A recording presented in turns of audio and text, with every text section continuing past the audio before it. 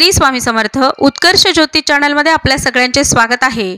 गणराया पाठोपाठच माहेरवाशीन ज्येष्ठा गौरीचेही आगमन होणार आहे। गौराई आली सोन्याच्या पावलांनी, गौराई आली माणिक मोत्यांच्या पावलांनी म्हणतच लाडक्या गौराईची प्रतिष्ठापना करण्यात येते। या मागची पौराणिक कथा जाणून घेऊया।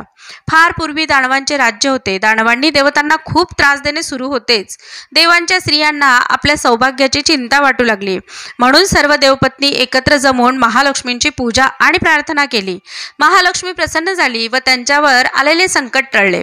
भाद्रपद शुद्ध अष्टमीला महालक्ष्मीने सर्व दानवांचा संहार केला आणि देवतांना संरक्षण मिळवून देऊन देवपत्नींची इच्छा पूर्ण झाली। आणि म्हणूनच त्याचे प्रतीक आणि आठवण म्हणून हा उत्सव 3 दिवस साजरा केला जातो। आपले सौभाग्य अखंड राहावे हा त्यामागचा प्रमुख उद्देशही मानला जातो। या 3 दिवसात गौराईची विविध रूप पाहायला मिळतात। पहिल्या दिवशी ही गौर एका कुमारिका मुलीसारखी भासते, तर ती दुसऱ्या दिवशी सवाष्ण आणि तिसऱ्या दिवशी एखाद्या समंजस गृहिणीसारखी बनून आशीर्वाद प्रदान करते अशी श्रद्धा आहे। त्यातूनच महिलांची विविध रूपही पाहायला मिळतात असेही म्हणायला हरकत नाही।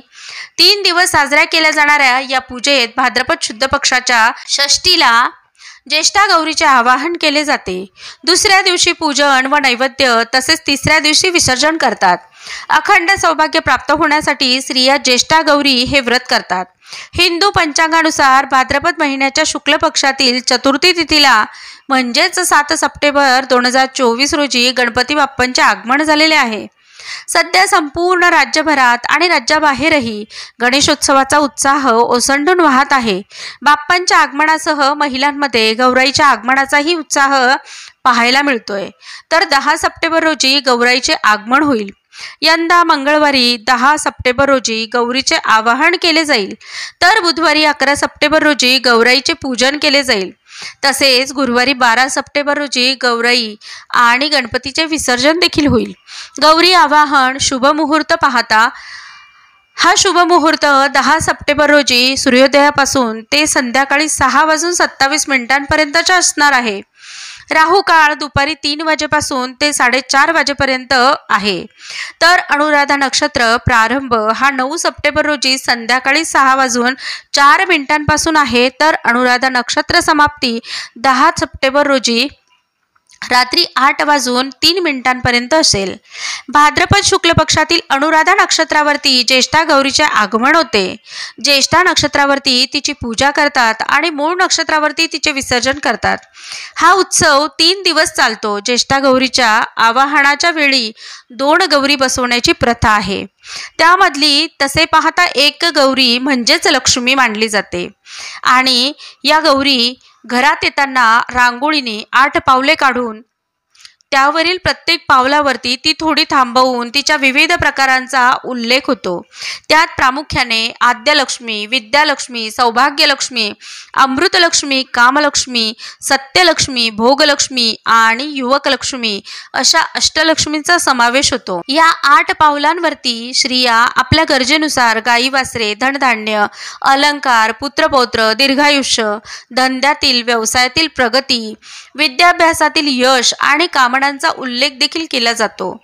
यावेळी 2 स्त्रियांमध्ये संवादही घडतात। ते अशा प्रकारचे असतात। गौरी आली कशाच्या पाऊली आली, धनधान्याच्या पाऊली आली। गौरी आली कशाच्या पाऊली आली, ज्ञान विज्ञानाचे ठसे आशीर्वाद घेऊन आली। असे संवाद करत करत गौरीला पूर्ण घरभर फिरवतात। तिजोरी, वैभव, समृद्धी दाखवतात आणि या समृद्धीत वाढ होऊ दे असाही आशीर्वाद मागतात। आपल्याकडे गौरी आवाहन करण्याच्या विविध पद्धती प्रचलित आहेत। काही जण चांदीच्या, पितळेच्या, मातीच्या मुखट्यांवरती, तर काही जण सुघटावरती, तर काही जण मूर्तीवर, तर काही जण वाहत्या पाण्याशेजारील खड्यांवरती गौरीचे आवाहन करतात। त्यानंतर तिची यथाविधी पूजा करतात। हळदी कुंकू, आघाडा, दुर्वा, फुले, कापसाची वस्त्रे अर्पण करतात। पहिल्या दिवशी शेपूची भाजी भाकरी, दुसऱ्या दिवशी पुरणपोळी खीर, तर तिसऱ्या दिवशी गव्हाची खीर, कानवले, दही भात असा नैवेद्य असतात। इतर स्वयंपाक तर असतोच. आपल्या हिंदू धर्मात ज्येष्ठा गौरी आवाहनाला खूप जास्त महत्त्व आहे. हा महाराष्ट्रातील सर्वात प्रसिद्ध उत्सवांपैकी एक उत्सव मानला जातो. या शुभ दिवशी मराठी स्त्रिया उपवास करतात आणि गौरी देवीची प्रार्थनाही करतात. घराच्या अंगणातून आपल्याला गौरी घरामध्ये घ्यायची आहे तर सर्वप्रथम त्यांची विधिवत पूजा आणि स्वागत करावे. हळदी कुंकू लावावं. एका ताटामध्ये तांदूळ पसरून घ्यावेत किंवा गहू पसरून घ्यावेत. गौरीचे मुखवटे त्याच्यावरती ठेवावेत. गौरीच्या डोक्यावरती एक कपडा ठेवून सोन्याचा दागिना ठेवावा. दोन्ही गौरींच्या पुढे विडे ठेवायचे आहेत. विड्यांमध्ये हळदी कुंकू, अक्षता, त्याचबरोबर खारीक, खोबरं, सुपारी हे सर्व साहित्य विड्यासोबत गौरी पुढे ठेवावे. दुसऱ्या एका ताटामध्ये गौरीची बाळं घ्यावीत. त्याच्यामध्येही अक्षता किंवा गहू भरून त्याच्यावरती बाळांचे मुखोटे ठेवावेत. प्रत्येक भागामध्ये गौरी आतमध्ये घेण्याची पद्धत ही वेगवेगळी असू शकते किंवा पूजनाची वेगवेगळी पद्धत देखील असू शकते. तर तुमच्याकडे जशी पद्धत आहे तशा पद्धतीने तुम्ही गौरीचे पूजन करावे. सर्वप्रथम सकाळी आवरून घराची स्वच्छता करावी. पारंपरिक पोशाख परिधान करावा. त्याचबरोबर घर फुलांनी, आंब्याच्या पानांनी सजवावे. प्रवेशद्वारावरती रांगोळी काढून आंब्याचे तोरण अवश्य लावावे. आजूबाजूच्या सर्व बायकांना बोलवावे. गौरीच्या स्वागतासाठी अशी तयारी करावी. सर्व हळदी कुंकू वाहावं. त्यानंतर घरातील सुवासिनी स्त्रीने गौरी हातात घेऊन घरामध्ये प्रवेश करावा. गरम आणि थंड पाणी पायावरती घालावे. ज्या महिलेने गौरीला हातामध्ये घेतलेले आहे तिचे पहिल्यांदा पाय धुवून पूजा करावी. पायालाही हळदी कुंकू लावून पूजन करावे. त्यानंतर धूप दीप दाखवून गौरींचे स्वागत करावे. दुसऱ्या ताटामध्ये गौरीची जी बाळं घेतलेली आहेत तर ती एका महिलाने हातामध्ये घ्यावी. गौरीवरून पोळी किंवा भाकरीचा तुकडा उतरून बाहेर फेकावा. त्यात कुंकवाचं पाणी करून घ्यावं आणि हाताच्या सहाय्याने माता लक्ष्मीचे ठसे काढावे आणि या पावलांवर ते मुखवटे एका पावलावरती एकदा असे करत ठेवत आपल्या घरामध्ये प्रवेश करावा. दुसऱ्या महिलेने ताटामध्ये जी गौरीची बाळं घेतलेली आहेत तीही बरोबर घ्यावीत आणि बरोबरच घरामध्ये प्रवेश करावा.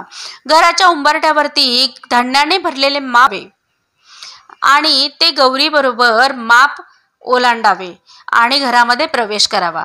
आईला घरातील माहेरवाशिनीचे स्थान देण्यात येते, ज्यामुळे आवाहन करणे म्हणजे गौरीला आणण्यापासून तिचा पाहुणचार केला जातो.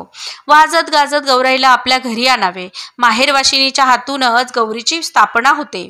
तिला साडी नेसवली जाते, तिला नटवले जाते आणि घरातील माहेरवाशिनीच्या हातूनच तिचे आवाहन करण्यात येते. कोकणातील काही भागांमध्ये नववधूसाठी गौरी पूजनामध्ये ओसा ही एक महत्वाची परंपरा आहे. गौरी आवाहनाच्या दिवशी 16 या अंकाला शुभ मानण्यात येते. म्हणूनच या दिवशी 16 सवाष्ण बोलवून त्यांचे पूजन केले जाते. 16 शृंगाराच्या वस्तूंचे वाटप देखील केले जाते आणि याशिवाय 16 फळं, 16 मिठाई, 16 पदार्थ ज्येष्ठा गौरीसाठी नैवेद्याला ठेवली जातात. गौराई घरात आणत असताना तिच्यासह असणाऱ्या व्यक्तींनी घंटा वाजवत किंवा ताट चमचा वाजत गाजत गौराईला घरी आणावे. अगदी शांतपणे गौराईला घरात आणू नये. गौरींचे स्वागत हे वाजत गाजतच केले गेले पाहिजे. गौरींची स्थापना करण्यापूर्वी घरातील सुख समृद्धीची जागा, स्वयंपाकाची जागा आणि संपूर्ण घर गौरींना दाखवून मगच त्यांची स्थापना केली जावी. तर पावलं उठवत असताना प्रत्येक पावलावरती गौरी टेकवायची आहे. ज्या महिलेने गौरी हातामध्ये घेतलेली आहे ती घरात इतर महिलांना विचारावे, आली आली गौर कशाच्या पावली, तर इतरांनी उत्तर द्यावे, आली आली गौर गाय वासरांच्या पावली. त्यानंतर पुन्हा तिने विचारावे, आली आली गौर कशाच्या पावली, आली आली गौर धनधान्याच्या पावली, आली आली गौर कशाच्या पावली, पुत्र पौत्रांच्या पावली, आली आली गौर कशाच्या पावली, दीर्घायुष्याच्या पावली, असे म्हणत म्हणत गौरीला घरी आणतात आणि समृद्धीत वाढ होऊ दे अशी प्रार्थना करतात. त्यानंतर गौरींची स्थापना झाल्यावर विधिवत पूजन केले जाते। त्या पूजनात हळदी कुंकू, आघाडा, दुर्वा, फुले, कापूस वस्त्रे, कापसाची वस्त्र अर्पण केली जातात। पहिल्या दिवशी शेपूची भाजी व भाकरी, दुसऱ्या दिवशी पुरणपोळी, तिसऱ्या दिवशी गव्हाची खीर किंवा कानवले व दही भात असा नैवेद्य करतात। पूर्ण घरभर गौराईला दाखवून आणल्यानंतर जिथे त्यांना स्थापन करावयाचे आहे तिथे गणपती बाप्पांशेजारी ठेवावे व नंतर विधिवत पूजन करून धूप दीप दाखवून गौराईला नैवेद्य दाखवावा। त्यानंतर मुखवट्यांचे विधिवत पूजन करून झाल्यानंतर मुखवटे नंतर ठेवावे। गौरी स्थापन करताना घरातील सर्वांना उदंड आयुष्य मिळो, घरात कायम सुख समृद्धी आणि ऐश्वर्य नांदो अशी प्रार्थना गौराईकडे करावी। महाराष्ट्रात अनेक ठिकाणी गौरी आणल्या जातात आणि गौरी आणण्याच्या वेगवेगळ्या पद्धती देखील आहेत। त्यामध्ये काही ठिकाणी गौरींचे मुखवटे असतात, तर काही ठिकाणी पाणवठ्यावरील अर्थात विहिरीवरील आणल्या जातात आणि गौरी आणण्याच्या वेगवेगळ्या पद्धती प्रचलित आहेत, ज्यामध्ये काही ठिकाणी गौरींचे मुखवटे असतात, तर काही ठिकाणी पाणवट्यावरील अर्थात नदी विहीर असेल तर त्या ठिकाणी जाऊन 7, 5 किंवा 11 खडे आणण्याची पद्धत आहे, ज्यांना खड्यांच्या गौर असे देखील म्हटले जाते। तर महाराष्ट्राच्या काही भागांमध्ये 5 मडक्यांची उतरंडी देखील करतात। त्या उतरंडीवर गौरींचे मुखवटे बसवले जातात व काही ठिकाणी 2 कलशांमध्ये गहू तांदूळ भरून देखील त्यांच्यावर हे मुखवटे बसवण्याची पद्धत प्रचलित आहे। प्रत्येक प्रांतानुसार गौर आणण्याची पद्धती वेगवेगळी दिसून येते। तर काही ठिकाणी लोक तेरड्याची रोपं एकत्र करून त्याची प्रतिमा बनवतात व तिच्यावरती मातीचा मुखवटा चढवतात, नंतर तिला साडी नेसून दागदागिन्यांनी सजवतात। अशा प्रकारे देखील गौराई स्थापन केले जाते। पहिल्या दिवशी संध्याकाळी गौराईला भाजी भाकरीचा नैवेद्य दाखवण्याची पद्धत आहे। गौरीच्या नैवेद्यासाठी शेपूची भाजी आणि भाकरी याचा नैवेद्याचा मान असतो, त्याची तयारी आधीच करून ठेवावी लागते। तसेच त्या रात्री गौरी जागवण्याचा देखील कार्यक्रम असतो। यावेळी महिला वर्गाकडून विविध गौराईची गाणी गाऊन पारंपरिक पद्धतीने नृत्य गायन केले जाते। अलीकडे ही प्रथा जरी काळानुरूप कमी होत चाललेली असली तरी देखील ही प्रथा खेड्यांमध्ये आजतागायत तशीच्या तशीच आहे। गौराईच्या आगमनाने गणेशोत्सवाचा आनंद आणखीनच द्विगुणित होत असतो। दुसऱ्या दिवशी म्हणजे ज्येष्ठा नक्षत्रावर गौरींचे पूजन केले जाते। सकाळी गौरींची पूजा होते। गौरींची म्हणजेच महालक्ष्मींची पूजा आरती करून केलेल्या फराळाचा म्हणजे रव्याचे लाडू, बेसनाचे लाडू, करंजी, चकली, शेव, गुळपापडीचा, लाडूंचा नैवेद्य दाखवला जातो। नंतर संध्याकाळी आरती करून पुरणपोळीच्या पिठाचे आंबील, आंबाड्याची भाजी, 16 भाज्यांची एकत्र भाजी, दिवाफळ वगैरे नैवेद्य दाखवले जातात। त्याच नैवेद्याबरोबर शेंगदाणा किंवा डाळीची चटणी, पंचामृत, पडवळ घालून केलेली ताकाची कढी, कटाची आमटी, वेगवेगळ्या प्रकारच्या भजी, पापड, लोणची इत्यादी सर्व तयार केलेले पदार्थ केळीच्या पानावरती घेऊन नैवेद्य दाखवले जातात। महाराष्ट्रात काही जागी याच संध्याकाळी महिलांना हळदी कुंकवाचा कार्यक्रम केला जातो। दर्शनाला आलेल्या प्रत्येक महिला व कुमारिकेचे आदरपूर्वक स्वागत करून त्यांना हळदी कुंकू दिल्याचे प्रथा आहे। गौरीची खणा नारळाने ओटी भरावी। तिसरा दिवस हा विसर्जनाचा दिवस असतो। तिसऱ्या दिवशी म्हणजेच मूळ नक्षत्रावरती गौरींचे महालक्ष्मींचे विसर्जन करतात। त्या दिवशी सकाळी सुताच्या गाठी पाडतात। त्या सुतात हळदी कुंकू, सुकामेवा, बेलफळ, फुले, झेंडूची पाने, काशी फळाची फुलं, रेशमी धागा अशी एक जिन्नस घालून गाठी पाडतात। त्यामध्ये हळदी कुंकू, रेशमी सूत महत्त्वाच्या वस्तू मानल्या जातात। त्यानंतर महालक्ष्मीची पूजा आणि आरती करतात। गोड शेवयांची खीर, उडद डाळीच्या भाजणीचे पापड यांचा नैवेद्य देखील दाखवतात। या तिसऱ्या दिवशी महालक्ष्मीच्या चेहऱ्यावरती एक प्रकारची उदासीनता दिसून येते। गौरींचे पूजन आरती करून पुढील वर्षी येण्याचे आमंत्रण देऊन त्यांचा निरोप घेतला जातो आणि त्यांचे विसर्जन केले जाते।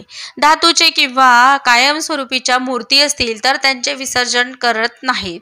गौरीचे पाण्यात विसर्जन केल्यानंतर परत येताना थोडी वाळू घरी आणून ती सर्व घरभर टाकावी।